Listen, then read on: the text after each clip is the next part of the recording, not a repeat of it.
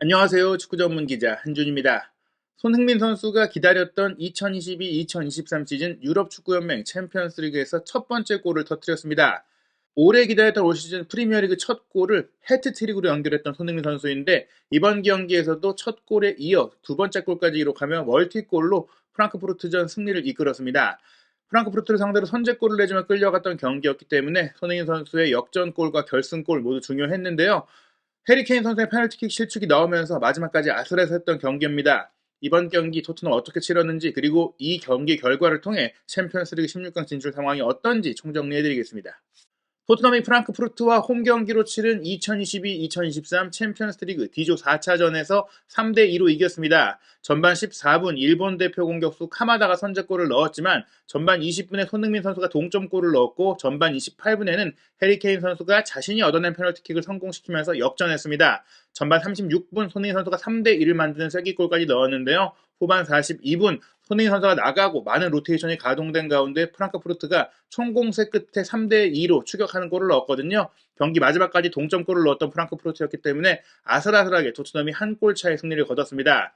같은 시간 열린 포르투갈 클럽 스포르팅 리스본과 마르세유의 경기는 스포르팅 리스본에 2명의 퇴장 선수가 발생하는 등 어려운 상황이 펼쳐진 끝에 마르세유가 2대0으로 이겼는데요. 마르세유가 이 스포르팅과의 두 경기를 모두 이기면서 첫 2연패를 딛고 2위까지 오히려 치고 올라왔어요. 현재 순위를 살펴보면 토트넘은 스포르팅 리스본을 상대로 올 시즌 첫 번째 패배를 당했는데 그 경기를 제외하면 프랑크푸르트를 상대로 1승 1무 그리고 마르세유를 상대로 1승을 거두면서 총 승점 7점으로 D조 1위까지 치고 올라왔습니다. 마르세유가 2승 2패, 스포르팅이 2승 2패인데 마르세유와 스포르팅이 이제 상대전적으로 승점 동률 상황에서 순위를 가리다 보니까 마르세유가 2위가 됐고요. 프랑크푸르트가 1승 1무 2패 승점 4점에 멈추면서 4위입니다. 다음 라운드 경기는 토트넘과 스포르팅 리스본의 경기 그리고 마르세유와 프랑크푸르트의 경기인데요. 만약 토트넘이 스포르팅 리스본을 꺾고 마르세유도 프랑크푸르트를 꺾는다면 토트넘은 최종전 결과와 관계없이 챔피언스리그 16강 진출을 조기에 확정하게 됩니다. 다만 마지막 라운드 상대가 마르세유이기 때문에 1위로 올라가느냐 2위로 올라가느냐 여부를 정하기 위해서 마지막 라운드까지 안심할 수는 없는 그런 상황이긴 합니다.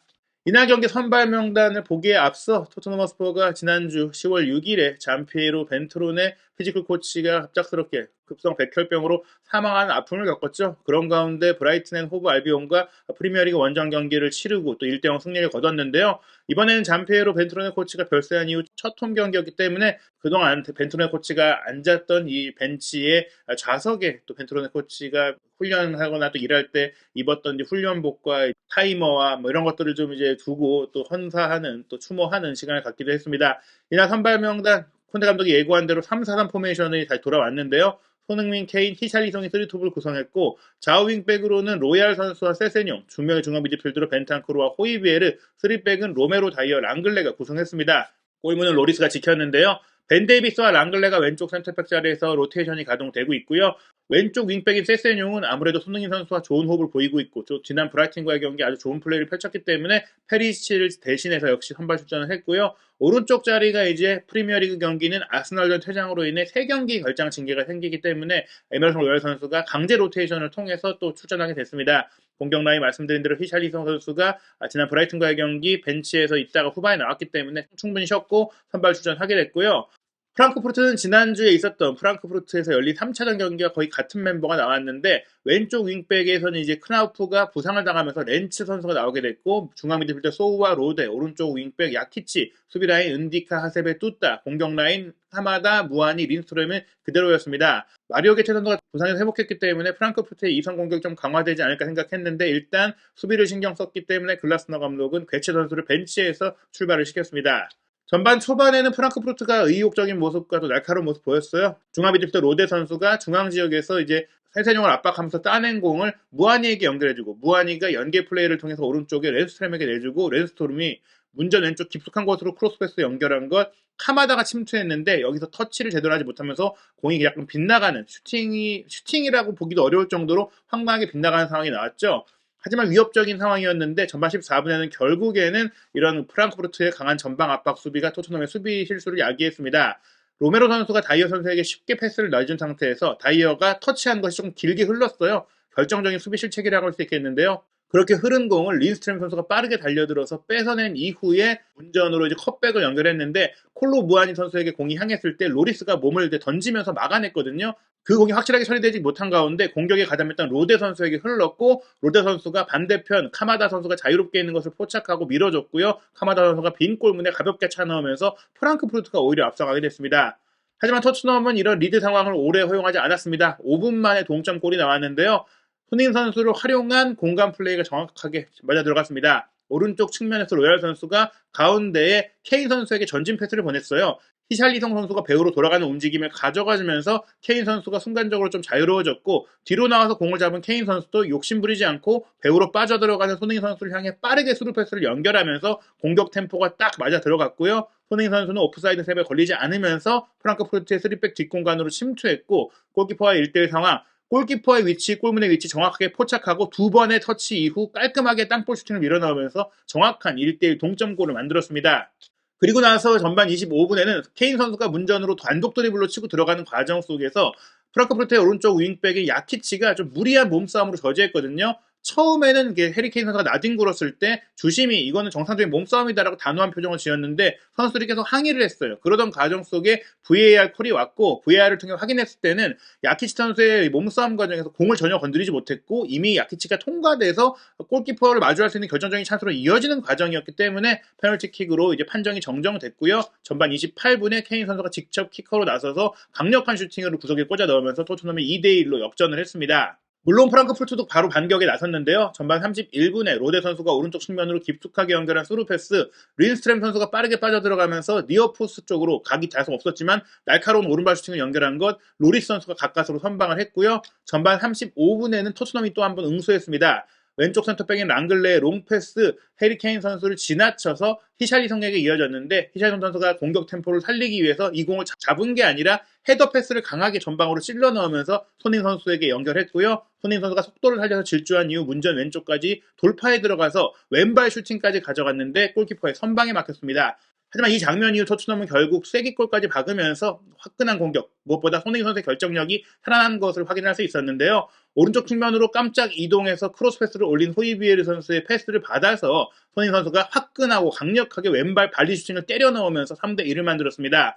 니어포스트로 케인 선수와 세세뇽이 침투하고 있었기 때문에 프랑크푸르트 수비수들이 이쪽으로 몰려 있었고 손흥민 선수는 이때 앞으로 뛰어들어가지 않고 뒤에 머물러 있으면서 이 공간을 잘 활용했다고 볼 수 있는 지능적인 플레이였습니다. 전반 42분에도 세세뇽 선수가 손흥민 선수의 배우 침투에 맞춰서 좋은 스루 패스를 연결해줬는데요. 손흥민 선수가 슈팅까지 연결한 것 이번에도 득점이 될 뻔했는데 골키퍼가 발끝으로 막아내면서 토트넘이 또 한 번에 손흥민 선수를 활용하는 좋은 플레이를 보였죠. 무엇보다 세세뇽 선수가 왼쪽에서 손흥민 선수가 원하는 타이밍에 원하는 곳으로 패스를 공급해주고 또 많은 선수들이 이번 경기 최근의 흐름과 마찬가지로 손흥민 선수의 전방 침투와 슈팅 기회를 만들어주기 위한 패턴 플레이를 가져가는 모습을 봤을 때는 3-5-2가 아니라 3-4-3으로 쓰더라도 페리시치가 아닌 세세뇽이 뛰고 히샬리성이 뛰는 상황이 된다면 손흥민 선수에게 좀 기회를 많이 만들어줄 수 있고 케인 선수가 앞이 아니라 뒤로 내려온다면 손흥민 선수가 더 많은 공간을 활용할 수 있는 3-4-3으로도 잘할 수 있는 구조를 확인할 수 있었다고 볼 수 있겠습니다. 전반 추가 시간에도 토트넘이 한 골을 더 넣을 수 있는 기회가 있었는데요. 손흥민 선수가 밀어준 패스, 로얄이 크로스 패스를 연결했고 공격에 가담했던 수비수 로메로 선수가 헤더 슈팅까지 마무리했지만 골대 옆으로 아슬아슬하게 빗나가고 말았습니다. 전반전 토트넘이 3대1로 여유있게 앞서갔어요. 볼 점유율도 52%로 주도했는데 무엇보다 슈팅 정확성이 대단했습니다. 토트넘의 슈팅 7개, 프랑크푸르트가 6개로 비슷했는데 유효 슈팅은 토트넘이 6개고 프랑크푸르트가 2개밖에 없었습니다. 역시 손흥민 선수를 보유한 토트넘의 결정력이 굉장히 앞섰다고 볼 수 있는 내용이었는데요.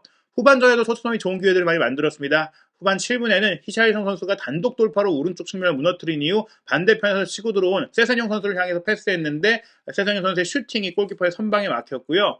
그런 가운데 손흥민 선수의 단독 돌파를 통한 역습 기회도 많이 나왔어요. 3대1로 끌려가다 보니까 프랑크푸르트가 라인을 높이고 공격을 하다 보니 센터백들이 이제 윙백의 뒷공간을 많이 내준 상태에서 손흥민 선수를 이제 1대1 상황으로 맞아야 되는 상황이 많이 발생했거든요. 그런 가운데 프랑크푸르트의 오른쪽 센터백이 뚜따 선수가 5분 사이에 2번의 경고를 받고 퇴장당하게 됩니다.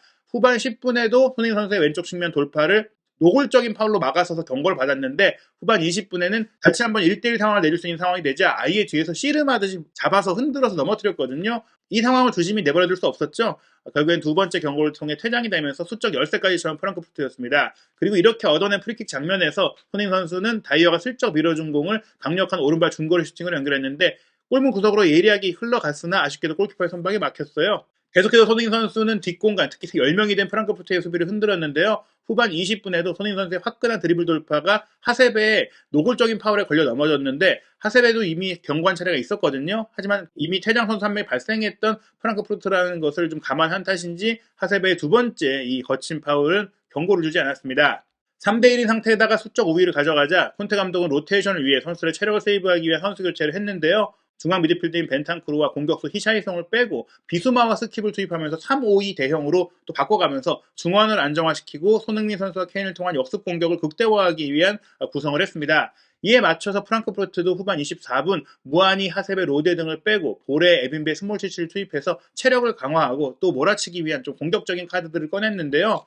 후반 29분 프랑크푸르트는 린스트렘 선수가 단독 돌파에 이은 왼발 슈팅을 시도하면서 토트넘의 골문을 노렸고, 로리스 선수가 가까스로 선방하면서 아직 경기를 포기하지 않았다는 모습을 보여줬습니다. 하지만 반대로 토트넘은 계속해서 로테이션을 위한 선수 교체를 했는데요. 후반 33분 다이어를 빼고 산체스를 투입했습니다. 반면 프랑크푸르트는 카마다를 빼고 괴체를 투입해 더욱더 공격의 세밀함을 높였고요. 후반 40분 손흥민 선수와 호이비에르까지 콘테 감독이 빼면서 모우라와 힐을 투입해서 정말로 이제는 선수들에게 기회를 나눠주겠다, 이런 의지를 보였어요. 하지만 손흥민 선수와 호이비에르가 빠지자 중앙 지역에서의 압박과 전방 지역에서의 위협도가 떨어지자 프랑크푸르트가 더욱더 날뛰기 시작했습니다. 굉장한 파상 공세를 펼쳤고 결국에는 후반 42분 괴체 선수의 코너킥을 알리두 선수가 헤더 슈팅을 연결하면서 3대1을 만들었어요. 한 골 차로 좁혀졌기 때문에 굉장히 아슬아슬했고 이제는 무승부가 될 수 있는 위기까지 찾아왔는데요. 그래도 후반 추가 시간에 힐 선수가 공격 지역에서 공을 뺏은 전방 압박이 성공한 이후 돌파까지 시도하다가 페널티 에어리어 안에서 파울을 얻어내서 페널티킥까지 주어졌습니다. 그러나 후반 추가 시간 2분 케인 선수답지 않게 이 페널티킥을 하늘로 차면서 실축을 했는데요.